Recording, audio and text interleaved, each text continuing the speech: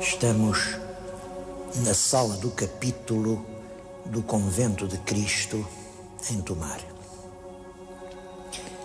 Esta cidade é um dos mais surpreendentes conjuntos de valores de vária ordem. Aqui juntam-se as mensagens da história, o valor dos monumentos e até as belezas naturais. Não pode vir-se a Tomar, evidentemente, sem visitar este esplendoroso Convento de Cristo, com o seu maravilhoso portal manuelino, ou ir ao castelo templário, na rodeza daquelas pedras, ou visitar aqui perto a Igreja da Conceição, renascentista, italianizante e tão fria que parece que não há ali lugar para uma Ave Maria em português. A Igreja de Santa Maria do Olival, que é gótica, foi ali que tudo começou e ainda lá estão as lembranças do Gualdim Pais. Ou mesmo dentro da cidade, a sinagoga, porque ninguém pode falar de Tomar sem falar dos judeus. Foi aos judeus que se deveu o extraordinário impulso, o incremento industrioso trabalhador que fez crescer a pequena aldeia fundada por Gualdim Pais e ser já uma notável vila no século XVI. Ela cresceu constantemente, no século XIII, XIV, XV, até que, claro, quando os judeus foram expulsos, Tomar caiu perpendicularmente no século XVI. Outra coisa são as belezas da paisagem. Eu acho que não pode deixar de se ver as margens do Nabão, por exemplo, este aproveitamento da energia hidráulica, que é o mais antigo que se conhece em Portugal, ou até aqui perto, a barragem do Castelo do Bode, ou mesmo dentro da cidade, a Mata dos Sete Montes, cheia de recordações históricas. Tudo isso é importante, urgente, mas não é de nada disso que eu hoje lhes vou falar. É de outras coisas muito menos visíveis, mas igualmente importantes.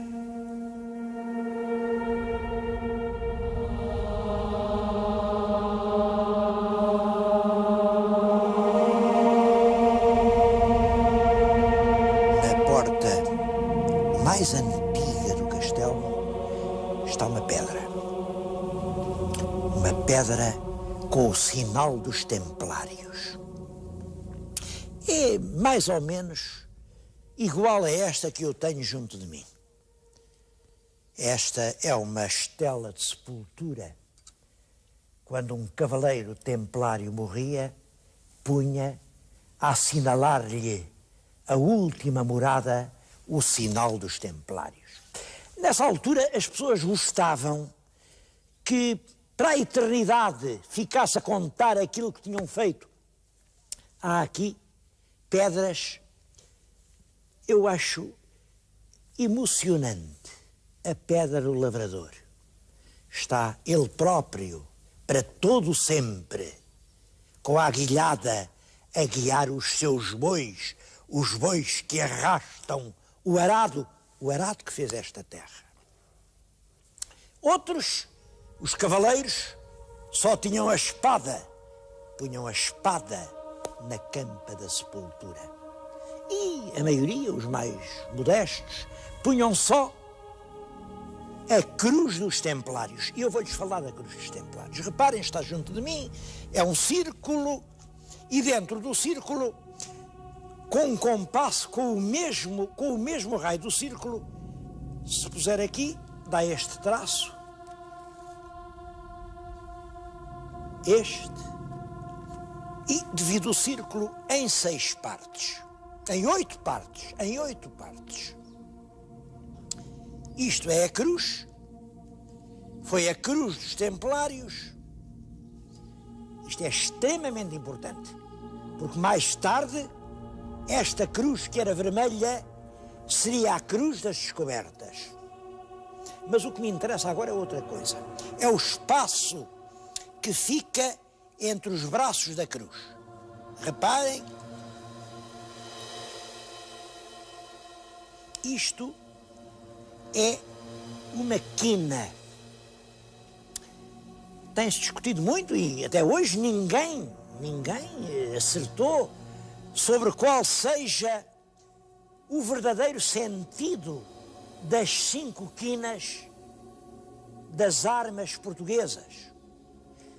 Ora bem, a verdade é esta: as quinas, tais como se usaram nos primeiros reinados, são rigorosamente isto: o espaço definido entre os 4 braços da cruz dos Templários. Isto é emocionante, é até emocionante para mim, porque se isto é verdadeiro, pode-se dizer que as armas de Portugal nasceram entre os braços dos Templários. Reparem, mais tarde essas quinas ficaram rodeadas por uma faixa de castelos. As quinas, o sinal dos reis era este: 5 quinas, mas ele, depois do rei Dom Afonso III, aparece-nos rodeado por um conjunto de castelos. Passou-se exatamente isto.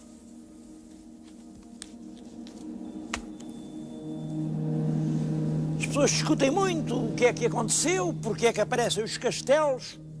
Uns dizem, isto é os 7 reis mouros, os 7 reis mouros que Dom Afonso Henriques venceu na Batalha de Ourique. Outros dizem, não, isto é os castelos do Algarve que o Dom Afonso III conquistou.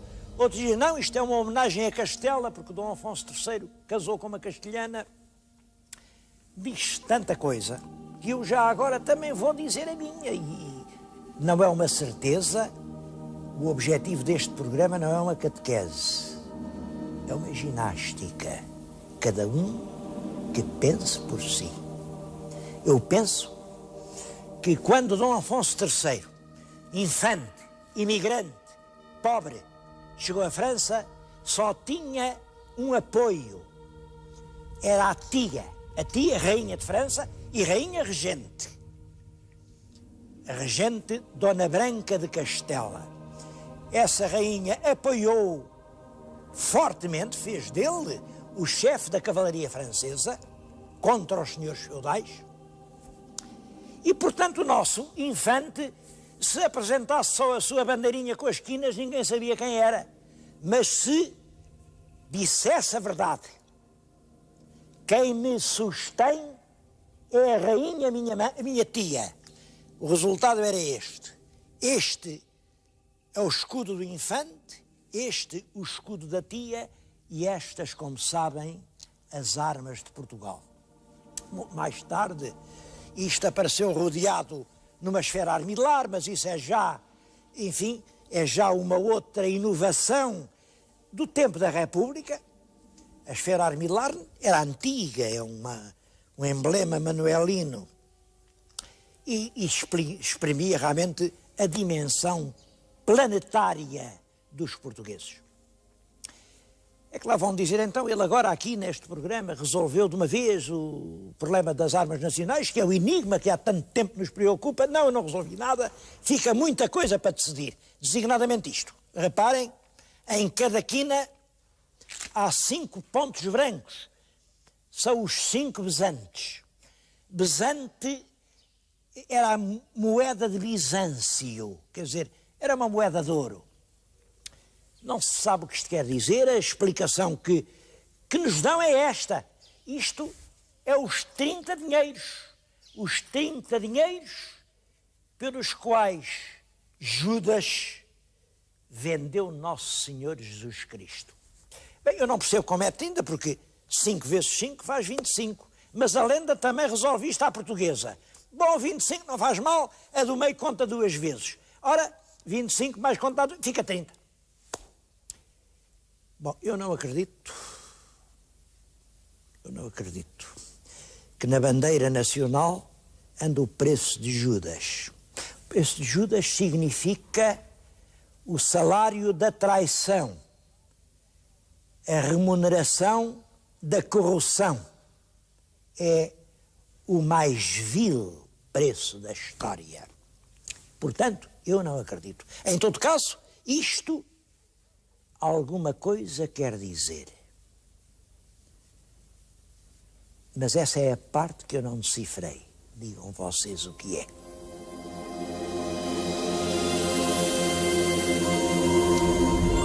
A cruz dos Templários foi substituída a partir de 1320 por uma outra cruz, a cruz de Cristo. Bom, o que se passou foi isto. A ordem do Templo tinha surgido na Terra Santa como uma ordem militar para fazer a guerra. E é claro, a guerra misturou-se com o negócio e a certa altura os cavaleiros do Templo eram banqueiros e estavam metidos em todas as negociatas. Vieram invejas, interesses, em suma, o Papa extinguiu a ordem em toda a cristandade. Mas aqui em Portugal, o rei Dom Dinis disse, não, os cavaleiros aqui, enfim, não têm assim tantas culpas. E arranjou-se uma solução que reparem que é bem portuguesa. Mudaram os nomes e ficou tudo na mesma. Os mesmos lugares, as mesmas pessoas que se chamavam Ordem do Templo, passam agora a chamar-se Ordem de Cristo. Mas esta cruz de Cristo, a cruz nova, essa é conhecida já de todos os que me estão a ouvir. Foi a cruz que andou nas velas dos navios do tempo dos descobrimentos.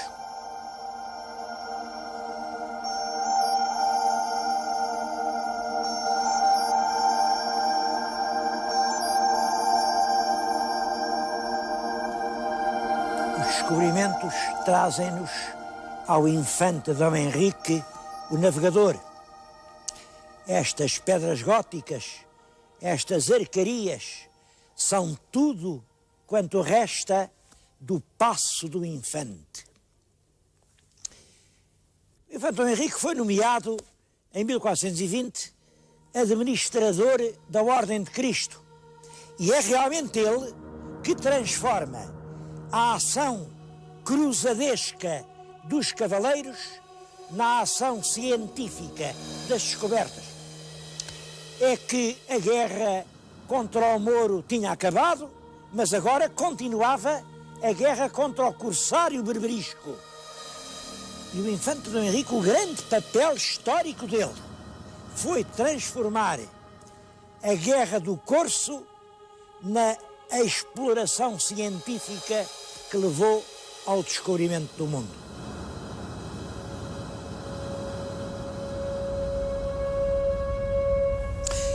Por isso, a cidade de Tomar tem muito orgulho na memória do infante. Ergueu-lhe uma estátua. E há toda a razão para isso. Ele está ligado, por muitos motivos, à cidade. Foi ele quem fez construir este lindíssimo claustro em que nos encontramos. E mais, devem-se-lhe o primeiro arranque industrial, as saboarias, os chamados moinhos da ordem, que era o aproveitamento hidráulico das águas do Nabão. Para isso regularizou o curso do rio. Mais do que isso, foi ele quem, pela primeira vez, imaginou a povoação racional. E a Tomar do seu tempo não era o labirinto de ruas medievais, não. Vista do alto, parece desenhada à prancheta, com ruas retas, é um plano moderno.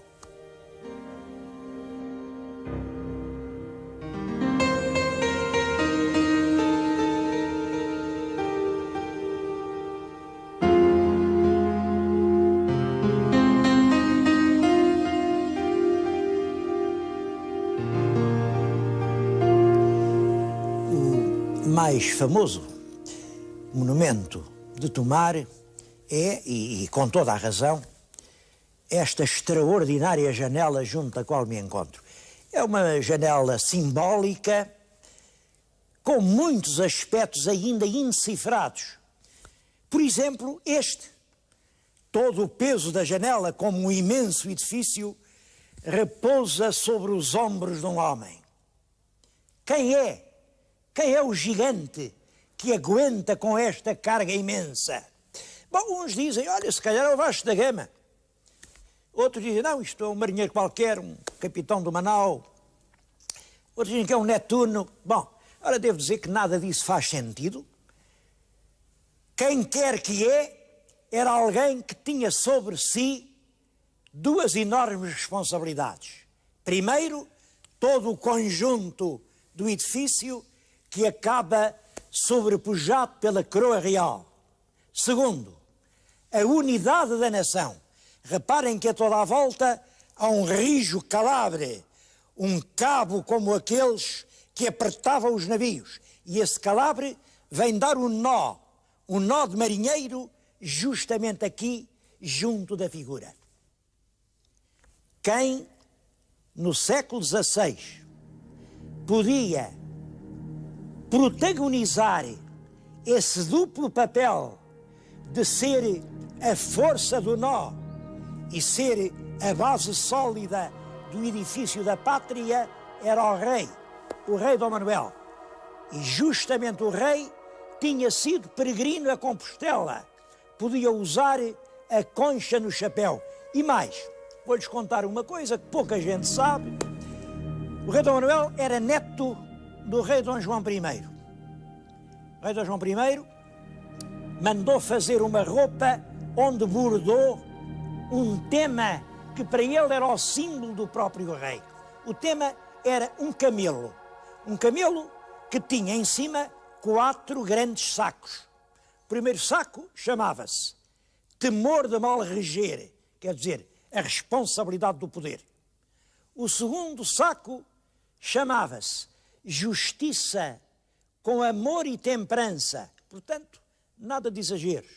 O terceiro chamava-se contentar corações desvairados, isto é, manter o equilíbrio entre os partidos.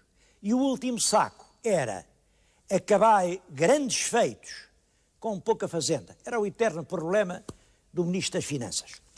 Reparem como a ideia é a mesma. Assim como Dom João, o bisavô, tinha a roupa com o camelo que simbolizava o peso do seu cargo, El Rei Dom Manuel manda-se representar aqui, nas janelas do convento de Cristo, de que ele era mestre, suportando sobre os ombros toda a carga do edifício português.